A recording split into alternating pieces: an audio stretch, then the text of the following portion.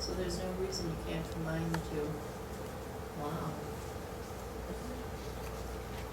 It's tricky though, third or fourth stroke in, it wanted to lift the color under it.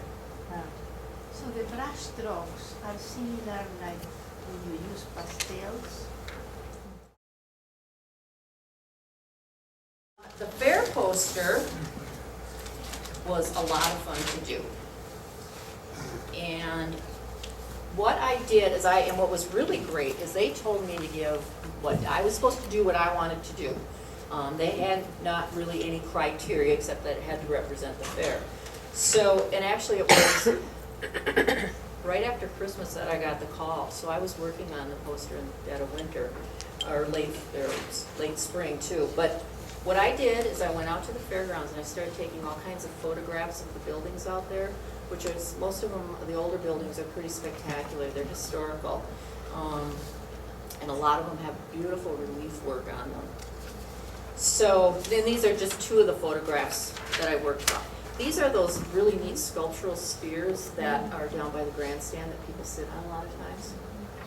So they ended. It is, okay, great. So the first I just kind of took the shapes. I really liked the relief work that was on the agricultural horticultural building because it was of that corn motif. And actually that corn motif is all over our state capitol building too.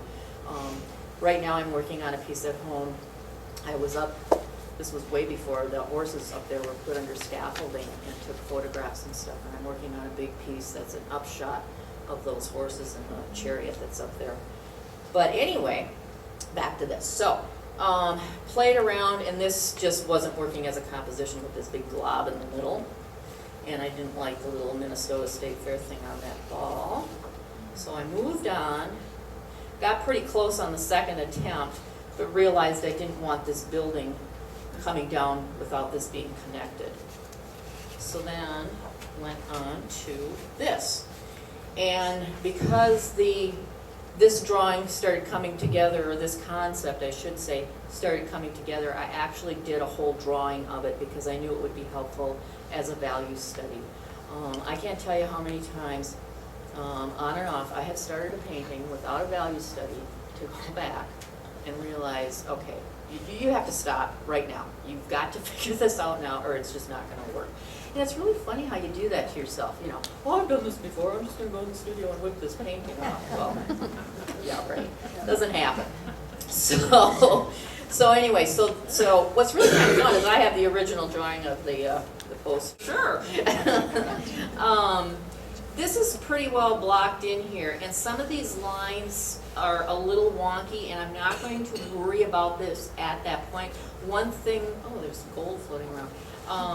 One thing with architecture for me, I like to skew, or not really skew, I like looking up at things or really zoning in on stuff, and I'll do that quite often with animal portraits, get very close, up tight on them. But you still have to have the lines straight, or it just, to me, feels like, oh, it isn't. I thought that's where it was the other day. Okay.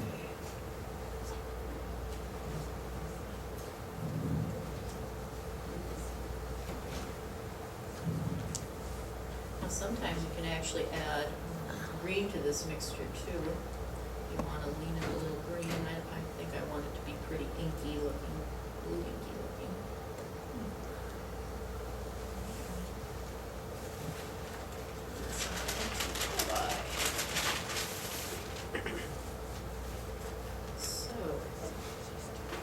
So this is what pastel. Oh, actually, I guess if I lay it, you can see it better, right? Yeah. I keep holding it up, sorry. So this is where the pastel all was, and here I'd started laid the charcoal down and then came back with some pastel. So this was kind of, or the beginning of a first go. Up even more.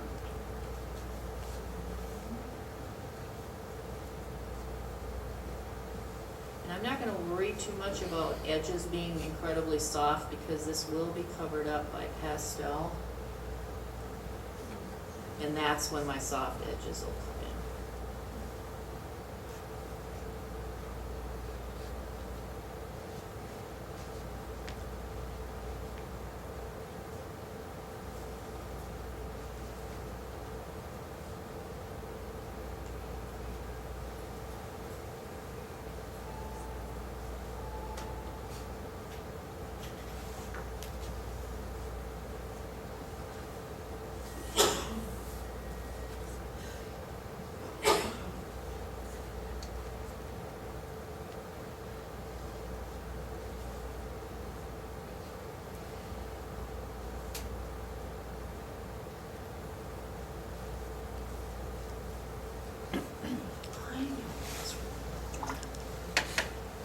surprised you guys didn't pick up on this. That's not ultra green at all. Looks green. Come on, people. It's right here. Keeps turning. What was it? It was a green. It turned green, didn't it? Yeah. It might have been like maybe an Antwerp or something. Oh, Prussian. Prussian, yeah. There, okay. And that won't matter, but we'll dump this in there.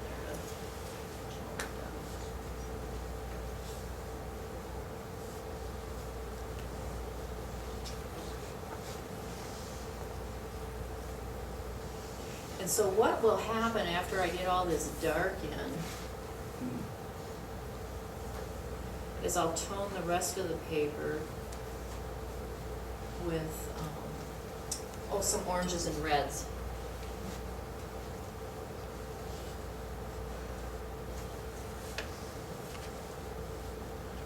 Go quicker if I would.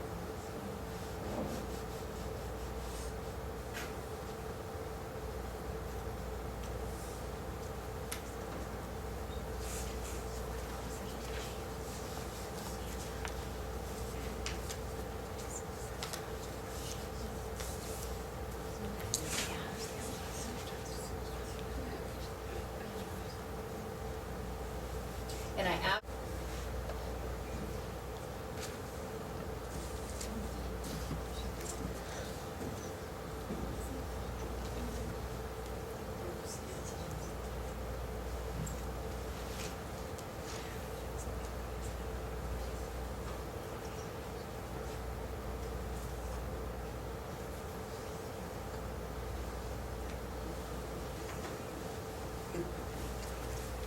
most of the buildings out at the fair, what they've done in the last year or two is they've started repainting the original colors that they were. Paper, Yeah, it says- and then I went back and toned the rest of the paper. For pastel, I personally don't like to use the white of the paper as the white. That doesn't mean you can't do it. And so what we're aiming for is something similar to this. Put it in And what the I- mirror. Oh. What we're aiming for is this, or I'm aiming for, hopefully I'll get there. I deliberately just grabbed these two trays because I knew I had colors that were similar. I thought, maybe something fun will happen and it'll actually end up different. I played with this so much that we should just do it all different colors.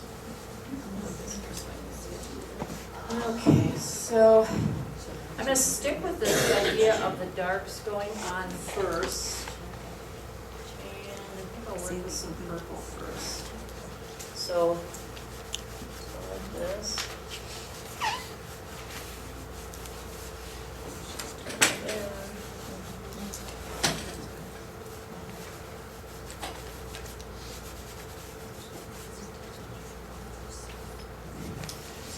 A lot of times when I use a color, I'll touch it other places too, just to make sure we get some unification. Did you put anything on your hands before you started? I sure did, and it is called hardware. Thank you. And if I were at home, I'd have my little machine going, and I might even have a mask on. Somebody from Unison, from Richardson, told me that the pigment seeping into your pores is probably more dangerous than anything, which I was surprised by that. Now, whether that's really true. So what is the binder in the, Pastels, I have French pastels.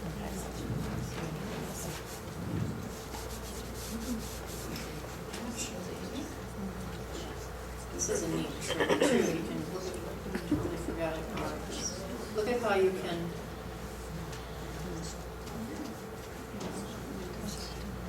really spread a lot. And this is just a cheap brush from, I think I picked it up at Home Depot or something. That's like a stiff hog bristle? Yeah. it's dry. Yeah, be able to cover a lot more territory that way.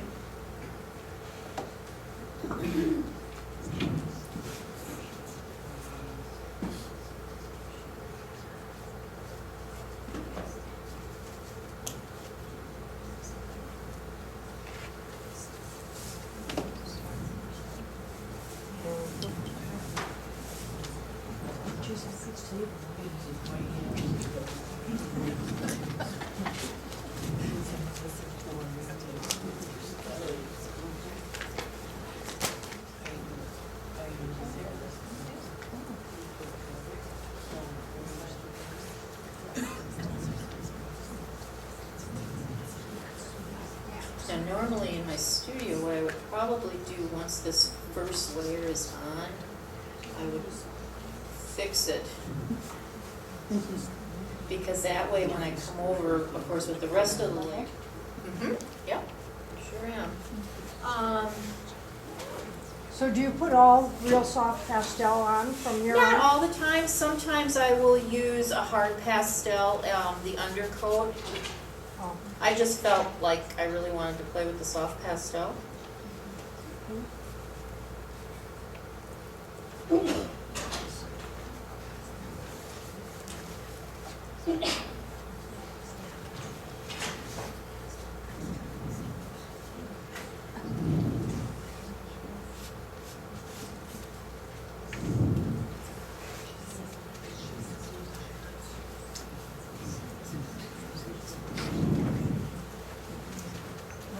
Usually when I start a painting too, not usually, when I start a painting, I have decided on the color scheme before I start painting, but I don't decide which color I'm going to use first. I let that happen, and then I work off of that color, deciding how I want to,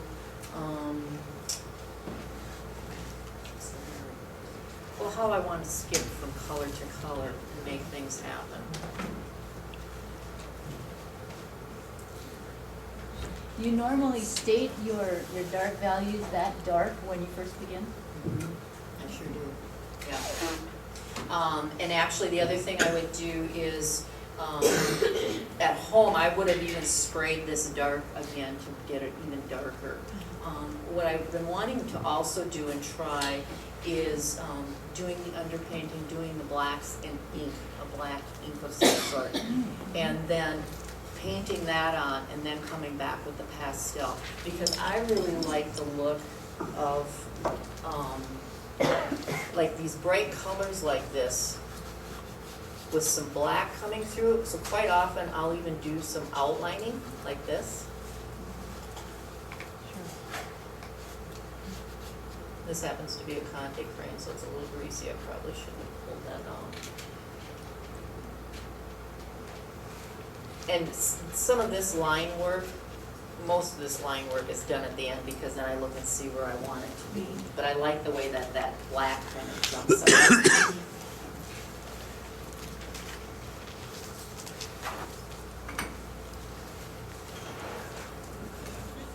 And I think, just because I have them, it might be fun to do. This was not in the original. I'm going to put it in this one.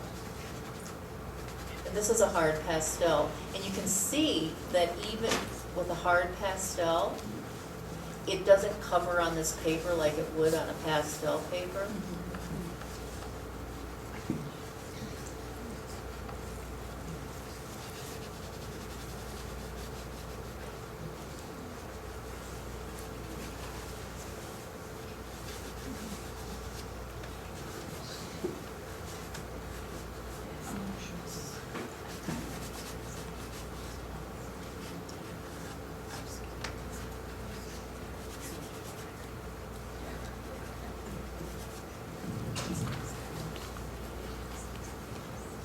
Is a hard pastel like a French pastel? The hard pastels, there's a French pastel that I use that's, it's actually fairly soft. And it's called, Gihol. The hard pastels that I've usually used come from New Pastel. And then actually the Holbein pastels, they're not considered a hard pastel, but I like using them because if they were. They're medium. Yeah, they're medium, but they work, yeah. Box of powder on your dressing table? Really? That's about the consistency. Oh, that's good. I like that.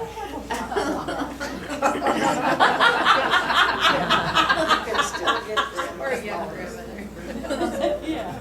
Excuse me.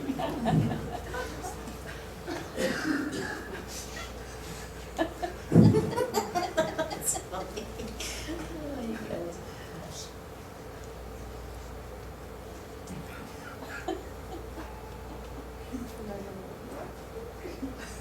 Deal with that.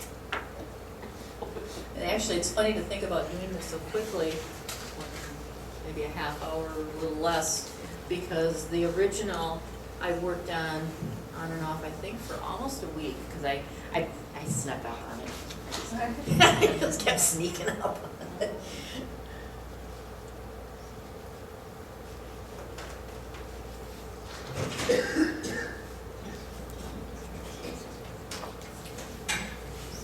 The other thing that's really, is kind of neat to do too, is when you fix some of these underlayers, and you don't have to fix the whole thing, because this would be really stable. This'll sit on there, but it would sit much better. You can see how it's wanting to blend. And on the original, it's not blended like that because it had been fixed. It's actually pretty dull. I might be able to fix it. The brand to fix it, do you use, Debra? Anything that'll come out of the can without splotching. You're not fussy? She is. Yeah, no, I'm not fussy about it. I'm trying to think of what's sitting on the counter right now. What happened when we closed Avalon Arts, there were so many art supplies that we brought home that every once in a while I'll run out of something and I'll go in a cupboard and go, oh, Michaelin bought 85 of these. There, that brightens that up, and I like that. I like that. Yeah.